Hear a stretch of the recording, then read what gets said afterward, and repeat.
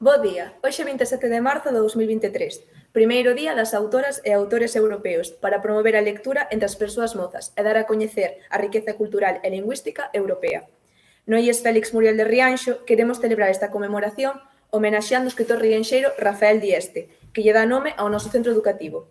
Para iso, imos levar a cabo unha lectura colaborativa continuada da súa obra Dos arquivos do Trasno, libro de contos publicado no ano 1962.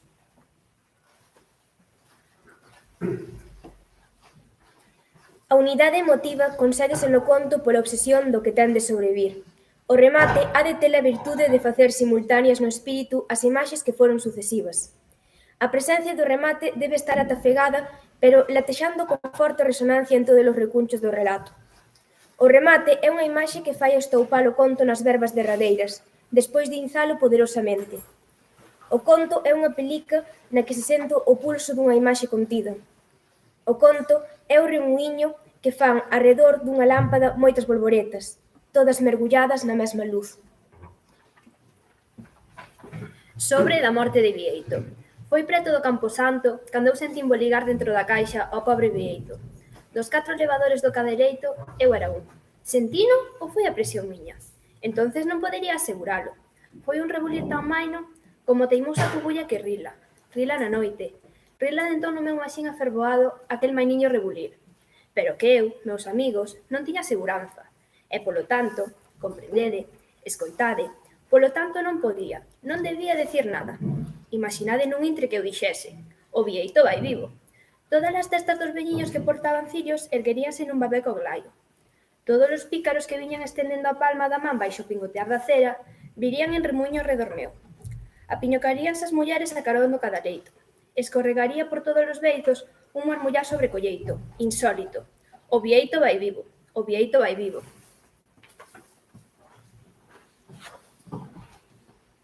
O outro riu picoramente coma quen di: que ocorrencias temos? Eu amplifiquei adrede a miña falsa sorrisa de retrouso. Calaría o lamento da nai e das irmás, e axiña tamén descompasándose a gravedosa marcha que planxía nos bronces da charanga. Eu sería o gran revelador, o salvador, eixo de todos os asombros e de todas as gratitudes. E o sol na miña face cobraría unha importancia imprevista. Ese entonces, ao saber aberto cada leito, a miña sospeita resultaba falsa. Todo aquel magno asombro viraríase inconmensurable o macabro ridículo. Toda a adelante gratitude da nai e das irmáns tornaríase despeito. O martelo espetando de novo a caixa tería un son sinistro e único na tarde estantillo. Comprendedes? Por iso non dixen nada. Houbo un intre en que pola face dun dos compañeiros de fúnebre carga pasou a insinuación leviá dun sobresalto, como se ele estivese a sentir tamén o velaíño boligar. Mais non foi máis que un lampo. De seguida ficou sereno, e non dixen nada. Houbo un intre en que case me decidín. Dirixínme ao da miña banda e, acobexando a pregunta nunha sonrisa de retrouso, deslicei: ese Bieito fose vivo?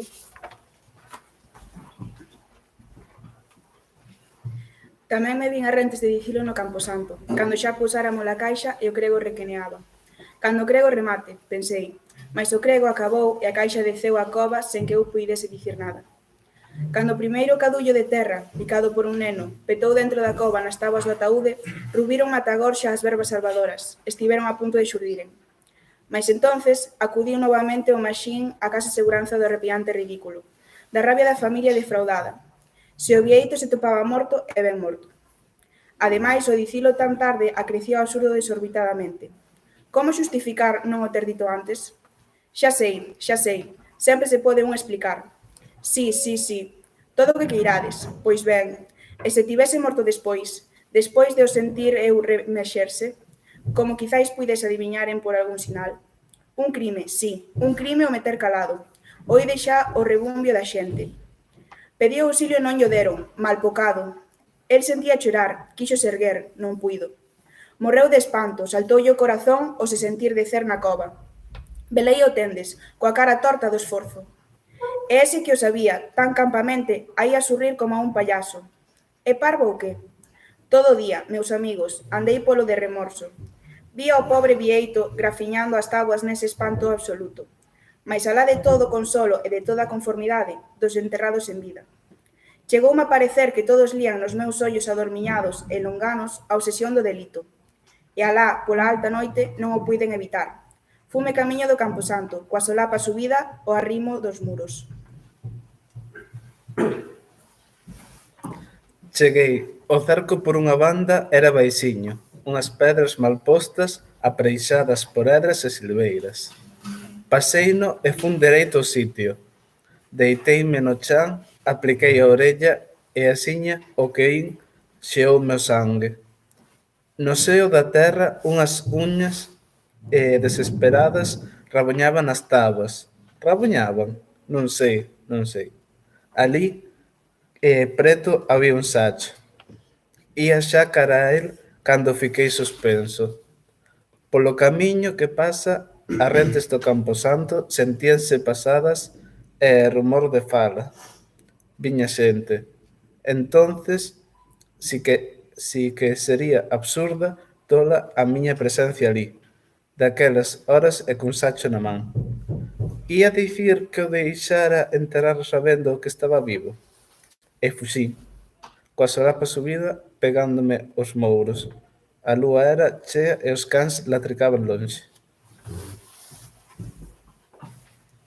De como se condenou a Ramírez. O indiano agoniaba no seu leito. Naquel leito en que o fonxe casulo, regalía dos pobres.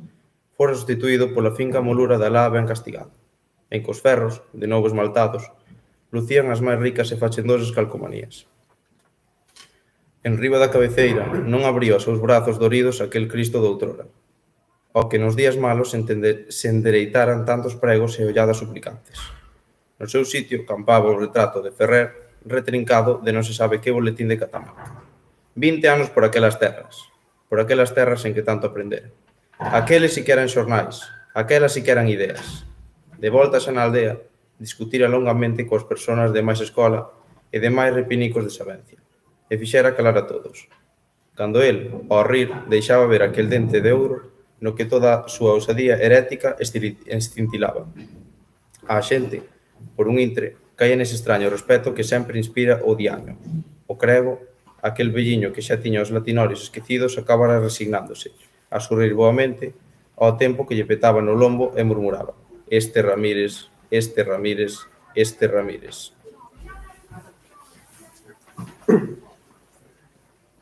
Soamente o sancristán, este é un fondo segredo, conseguira enquedar o Ramírez. Aquel home longo, enloitado, de face ambigua e loira, sempre con veleíño cheiro a incenso, cirios e osamentas. Foi que acertou co dardo que feriso Ramírez ben adentro, aínda que o pobre indiano, oindo, só mostrara máis cortante a herética sorrisa do seu dente de ouro. Na hora da morte, dixera o sancristán, moitos máis herexes e sabedores que a ti finaron póndose ben con Noso Señor, e cos seus ollos aguados parecía estar vendo as ruinosas entrañas do pobre Ramírez. 20 anos por aquelas terras, 20 anos de rexos traballos e circe vontade para desempeñar unhas leiras e traer unha morea de prata con que facer unha casa de balconetas. 20 anos, 20! Se non arreo, con moi pequenas pausas, 2 e 2 nenos, xa cando puida chegase á súa terra con honra e sen débitos, e prometera á dona tornar axiña e para sempre. Non foi aínda tan axiña, e veu despois tan enxoita variado. No primeiro intre, case que non o coñecera o fillo mozo que xa andaba nas quintas e veu con permiso.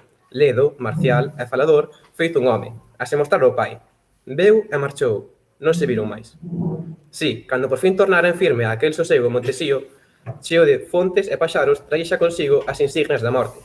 Por iso, as verbas do sancristán foron para el espácigas, afiadas, tal caer do sol, un ventiño frío na soidade sinistra dunha gándara. O indiano agoniaba no seu leito por unha banda a muller e os picarrechos, pola outra o crego velliño con estola e roquete. Todos tiñan os ollos roxos de chorar. O Ramírez, o pobre Ramírez, tan bo home e tan traballador, condanárase por non se confesar, por non facer unha cousa tan doada.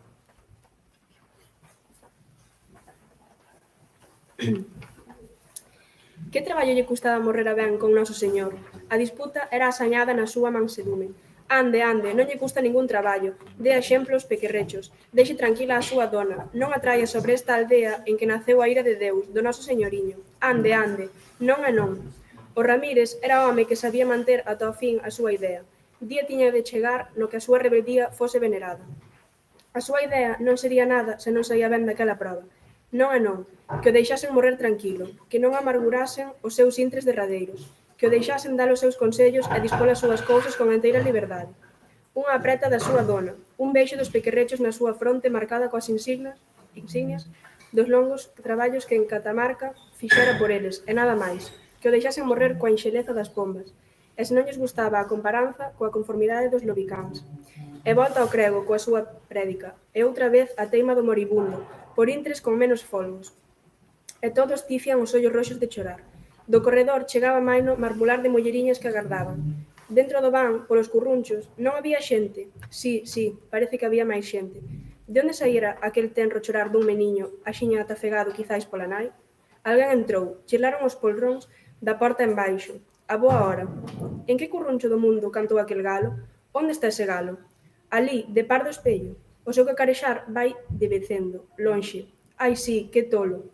O galo non está alí, está lonxe, alá en baixo, no mellor galiñeiro da aldea, no galiñeiro do Ramírez. Que está aí a dicir? Déixese diso agora, e ande, non lle custa ningún traballo.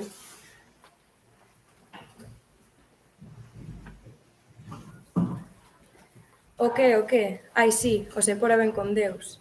Deus, temera face, longas barbas de pedra arrebatada, como enrugo entrecello nas sombras. Perdóeme, eu son un neno, esfarelouse. Pero non era Deus, era aquel frade a quen de neno ira falar do inferno dende o púlpito petando con carraxe no barandal. Moitos tirios había aquel día accesos na igrexa. Daquela aínda miraba debaixo do leito antes de se deitar para ver se o diaño estaba ali agachado. Hai caras roxas nos currunchos, caras que rin cos dentes afiados. Son as caras dos diaños que abesullan o intre derradeiro para levaren aos condanados. Son moitos, grandes, pequeniños. Xiran todo arredor nun remuíño cada vez máis estreito. Un xaturra dos cobertores cunha cara de rillote chea de veneno. Ande, non lle custa ningún traballo se pora ben con Deus. O Ramírez vai ceder. Deble como un picariño está xa a punto de bicar a man ao crego ruzo e bondoso, e procura o brazo da súa dona cheo dun antigo medo infantil que na cara dun home fixo tremer a todos. Con grandes ollos percorría o aire. Foi entonces cando reparou nunha longa figura enloitada en cesta carondel que parecía agardar algo. Nos ollos aguados do sancristán líase aquelas vergas frías, afiadas, na hora da morte moitos máis sabedores que a ti. E de súpeto, aínda que o diaño do xesto rillote seguía a turrar polo cobertor, o indiano ergueu de novo a circia vontade herética. Non e non! A cara do defunto ficou branca, dura, emproada. Os pequerrechos bicaron medoñentos aquela fronte na que estaban marcadas as insignias dos 20 anos en Catamarca.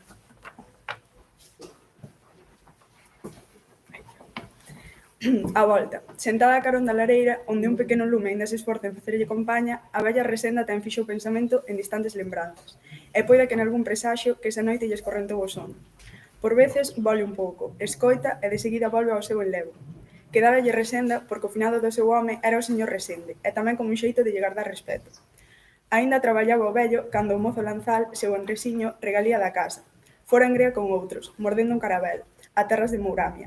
Poucos souberan dicir de los outros. Sí, vírano por alá, mais, tendo en conta, alá non é como aquí. Milleiros e milleiros de homes, unha romaxe tremendísima. Uns saíren para adiante, outros a esligar coa sede nun curuto, ou convoiando os bastimentos. Can fale de morte? Saberíase, e viña entón o tecer e destender sospeitas, conxecturas, casos dos que se perden de cativos, dos que andan en secretas encomendas, con aqueles contos a ansiedade dos vellos entretiñas. Pero o tempo corría, en fin, deixouse falar do asunto, e axiña o vello perdeu a zos, e aquel amor á terra que soerga os labradores. Non durou moito.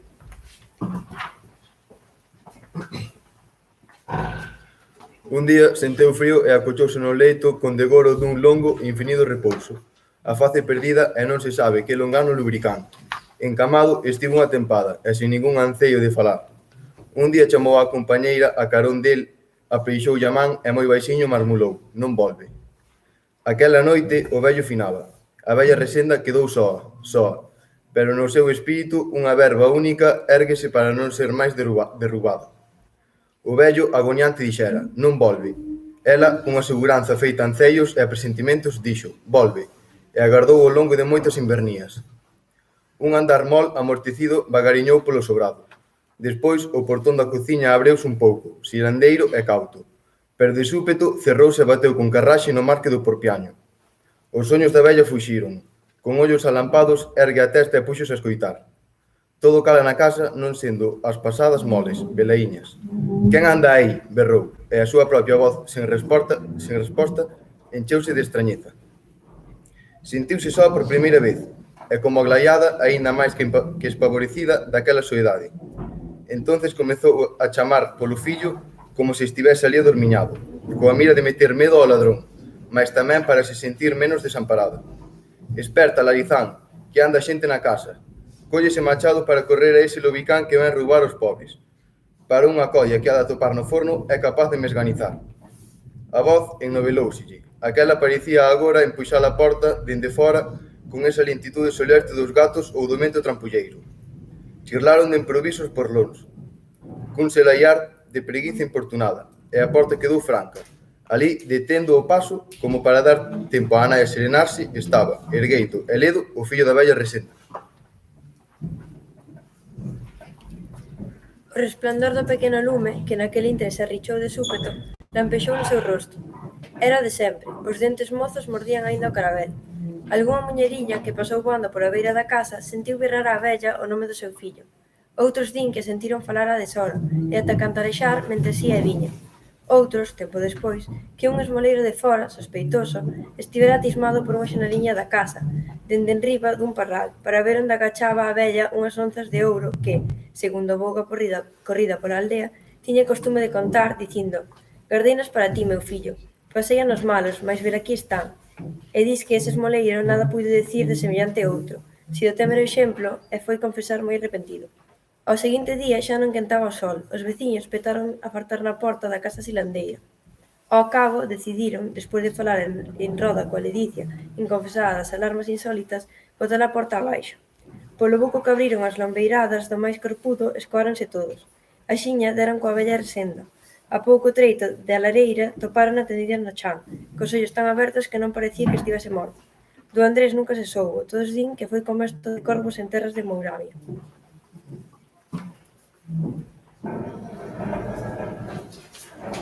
A luz en silencio. Eu ben sei que o meu caso non debe dar pé a ningunha nova metafísica, e si, soamente, as análises de algún médico sutil. Pero se eu fose afeizoado ás trupias de concepto, diríavos que aquela noite foi cando por primeira vez sentín a carón meu a terrible presencia baldeira do señor Ninguén. Lonxe de min a intención de metervos medo, xa que, polo demais, a cousa non tivo importancia.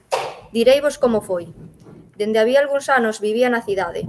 Alá na viliña onde eu nacera e finaran meus pais, quedaban do herdo familiar algunhas leiras, unha casa, e na casa, uns cantos trastos vellos. Un labrador fiel de toda a vida, termaba de todo. Foi el que me uxiu, nunha carta de letra revesgada, para que fose alá. Facía falta que eu mesmo remexese nos seculares feixes de escrituras para desenviar unha discordia por cuestión de extremas. Cheguei case de noite no coche estranguado que facía de cote a viaxe entre o meu pobo e a cabeza de partido por onde pasaba o tren. 2 horas a oír os berros do tralleiro e as couces que daban as táboas do pescante para espabilar os cabalos cativos e desventurados.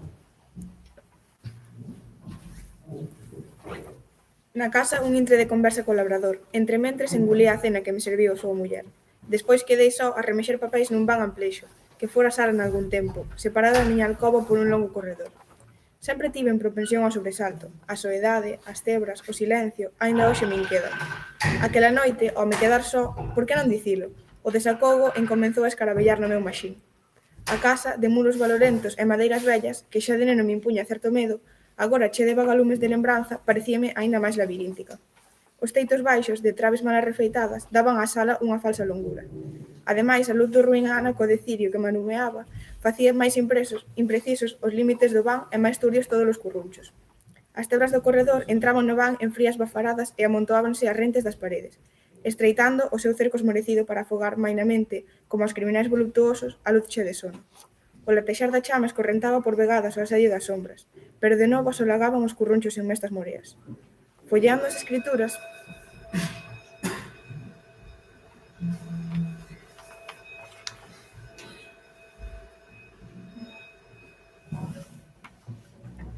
escrituras, decateime de que tiña que examinar unhas notas que deixara na miña alcoba. Erguínme e saín da sala deixando nela o cirio aceso. Polo corredor as 1000 poutas de tebras, como picos de silveira, prendían má roupa. Pero non fixen caso. Un amasisado non debe facer caso, aunque o latexar do peito sexa un barullo de fragua. Sen respingar, pasei por diante de moitas portas abertas.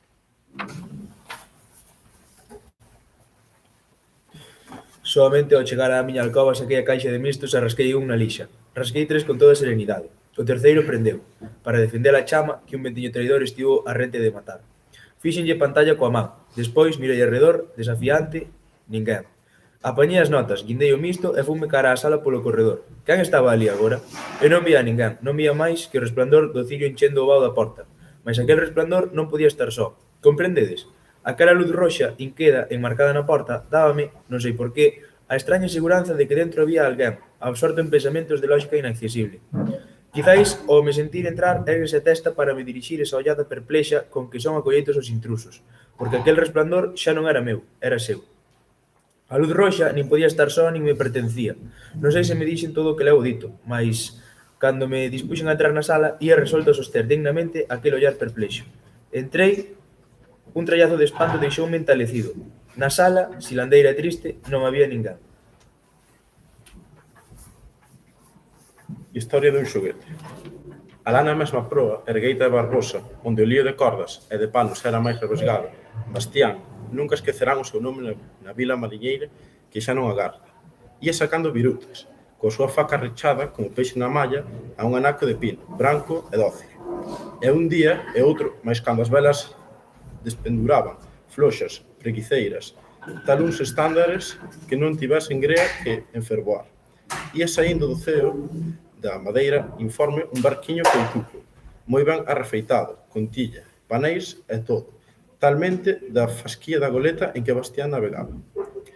Os ollos dos picariños que alá na beiramar andaban en riola atrás da nai, encheríanse de asombro e de goro cando visen o xoguete xa rematado, con relingas e rizos nas velas, motóns para subilas e baixalas, escadas e salvavidas polas bandas e na popa, moi ben posto, con moita fachenda, o nome Nosa Señora do Carme. O mesmo nome da goleta, na proa, non hai que esquecelo, lista de folio. Teríano entre as mans con lecer dabondo para ben admiralo e aprender como son os navíos dos grandes portos e dos mares longanos. Que eles verían retratados nos ollos do pai nas comedidas falas de quen sabe o que é o mundo e o que son os traballos. Despois, o mesmo Bastián, ergueito sobre un tallo que había de traela súa dona, tiña de penduralo de trave do teito, mesmo diante da balconada que, por baixo das tellas, mira a abadía e os rexos montes da outra banda, por veces envolveitos en veos de invernia ou de súpeto esparexidos e aficados co bo tempo. Foi un día polo serán, xa estaba o xoguete rematado, cando da longanía que se fora atafegando de cinzas sanguiñenta, comenzaron a chegar unhas ondas pequerrechas e a marmular espacigas noticias, todas cheas de susto. Despois viñeron longos, vertixinosos rulos, pregoeiros destemidos de escuros monstros que andaban xa a broar polo horizonte. Correron os mariñeiros, dunha banda para a outra, e axiña ficaron quedos e atentos, cada un no seu posto. Os mastros da goleta, antes tan pequechos baixo o imenso fanal do ceo azul, medraron fantásticamente. Sacou o peito fabuloso con máis arraio o mascarón da proa. Todas as táboas encheronse de orgullo ao só lembraren de que eran mariñeiras. E unha flauta invisible desenrolou o galardete dunha rara teimosa tocata. As velas, que no primeiro intre barullaban, ficaron despois tensas e caladas, nun bélico duro silencio. E a goleta, ou ser xigante, voou a esfurar calas tembras. O máis pequeno foi o que topou entre argazo e melfas mortas, unha cousa que non remataba de desenliar. Quedárase moi atrás e viña correndo, a se debater coa risa e a area que lle alongaban o camiño. Se non lle seguisen o paso aos outros dous irmáns, non daría chegado. Os tres encomenzaron de súpeto a garular e a se disputaran aquilo con tanta bulla que as gabotas se esbardaron en giros de aglaio. Tivo que mediar a nai, que andaba apañando argazo un pouco arredada. Coa cara chea de vaguas e de risa, o máis pequeno, que non quixera arriar o tesouro, tivo que pousalo, entre ledo e arrebeado, nas mans da nai, que foi quen rematou de descubrilo. Nunca viron o barquiño tan feituco, non lle faltaba nada, nin sequera o nome, posto con moita fachenda ao longo da popa, Nosa Señora do Carme. Cando voltaron á casa, pendurárono dunha trave do teito, mesmo diante da balconada que mira ao mar. Hai moitos anos que a renda co pulpo da araxe todas as mañanciñas, o franquearen os virrais. En canto a Bastián, o navegante, ende xa máis voltou. Polo branco e longo real vai ás veces unha muller de loito. a roupa en remuíño, a panela de argazo moi apirucao. O vello moreno. Non me podo lembrar en que taberna de que porto foi. Só sei que a cortina de entrada era vermella e que se enchía como unha vela co vento noitego. Debeu ser o rapaz de a bordo. Sempre andaba con nós, fumaba en paipa e chiscaba o ollo.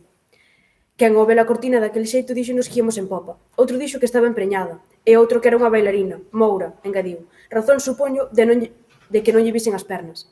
Este xa tres variaba, e no pulo de ir namorar a bailarina desapareceu.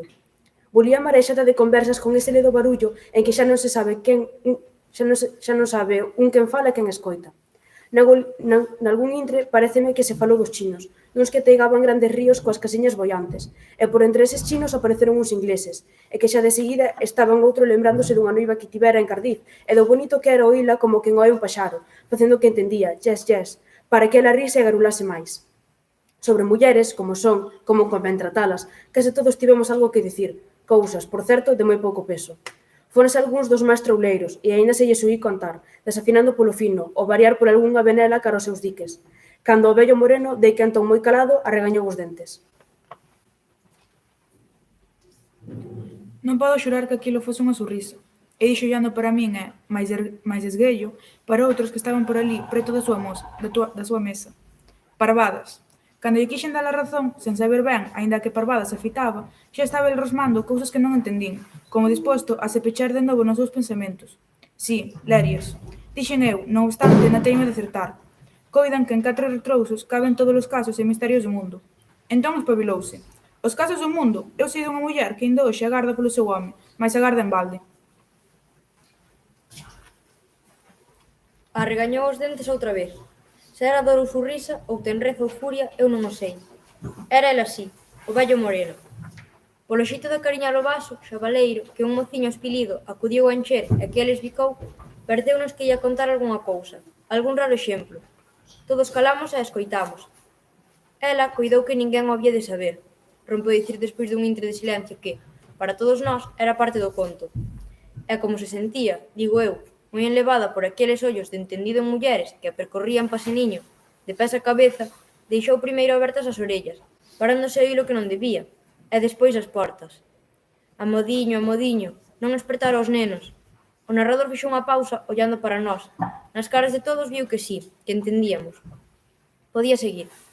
Mal pocada, dixo como considerando o caso moi delicadamente. En segredo, foron sabendo todos os que nas vilas saben estas cousas. E o raposiño aquel, viaxante, por máis señas, e do que non se soubo nada máis, nalgún tempo despois, deixou dicir cousas moi churrusqueiras a 4 lampantíns que trincaban á súa conta. Deixounas dicir, sentindo as cóchegas. Ela sorrir, moi reservado. Mais ou menos de esguello, falouse do home dela, que andaba lonxe, a navegar. E foi cando el dixo, aínda agora se conta. Dis que é un toscalleiro, pero soubo escoller. Dígovolo eu, e baixou unha punta do bigote para desafogar, mordéndoa, algún desgaro súpeto que lle gabearía polo corpo. Non sei por que me entreteño neses detalles. Os contos hai que adornalos, dixo algún dos presentes. Sí, hai que adornalos, moi ben adornadiños. Fungou o vello moreno, bebeu un pouco, apartou de si o vaso e seguiu xa de corrido. Un día soubo que o seu home viña xa de volta, que estaba preto na cidade. Soubo que podía chegar axiña, no intre insospeitado, e comezou a arranxar a casa para recibilo con agrimo. Dis que ata mercou algunha roupa nova, e velaí que o home non remataba de chegar. Chegaron en troques 2 deses baúles que chaman mundos, e aínda outro despois. E nunha letra os miles para o desempeño, e de seguida outra que dobraba a primeira. Mais del, do home, ninguén daba razón. Soamente preguntas das veciñas. E logo, cando ven? Mañá. As abesulladoras viron como se miraba nun espello, como poñía aquí, alá, o retrato del, co seu marquiño de cunchas e caramuxos. Mañá. Os picariños non se fartaban de remexer nas pexaduras dos mundos ou de andar arredor. Ao cabo, puideron abrilos, porque da cidade chegou o máis vello amigo do navegante e deulles unhas chaves. E mentres eles remexían, o forasteiro falaba moi baixiño coa nai. Do seo dos mundos encomezaron a saíren adobios de neno, feitucos e charramanduscos, lambetadas, un trenciño, moedas estranxeiras, bolas de vidro, azuis, moradas, cor da prata, do ouro, do lume, e deberon de se quedar moi agraiados cando lles mostraron a nai, e viron que ela rompía a chorar. E ben, esa é a muller que agarda en balde. Hai quen di que lle quería ao seu home. Calou un guintre, parecía de pedra. Unha pedra na que fosen deixando tremulentas escumas. Vindo de moi lonxe, unhas escuras ontas, dicía agora. Si, dende fora, enfálase con sellos, é moi dado ter vos ollos e boas entrañas. As entrañas demóstranse. Por exemplo, non tendo trato anos arreo con muller ningunha. Talmente un frade deses artigos nos desertos, mas acudindo a tesar un cabo ou empuxar bultos na estriba ou o que cadre. Que os brazos aínda rexan. E aínda nun deles un nome floreado que non se desborra. Un bo traballo feito por eses chinos que falábades. Si, hai quen di que lle tiña lei ao seu nome. Hai quen o di. Mais a min non haberá quen teña a cara mo dicir. E de súpeto, o vello moreno, que tiña a man a temer no cinto, arrendeou no aire o seu coitelo e espetou na mesa. Longo tempo quedou o coitelo a banear. Seica, fun eu quen preguntou despois do silencio. Hai moitos anos que foi... O vello moreno... Hai pouco tempo estaba a cantar, mais calou porque sentiu o soligroso escaravellar dunha fitante ollada na coviña da nuca, e aínda que se virou por mor de non sabía que, non viu a ninguén. Non viu a ninguén porque alguén acababa de ser agachar moi a presa, cunha fragua de latexos no peito, atás das embrulladas rúbricas dun mato de silveira. Moito tempo levaba o vagabundo naquel abexullar cos ollos relámpagos. E moito máis había de levar, aínda coa bondade estalecida, se o vírala moza tivese a chámara mellor abotoada. O vagabundo volveuse erguer, quixo dicir algunha verba e quedouselle prendida nas mallas da gorxa pecallenta. Valor arrepianta e súpeto fixo debuxo curado o seu rosto barbudo e encomezou a se mover moi cauto e solermiño.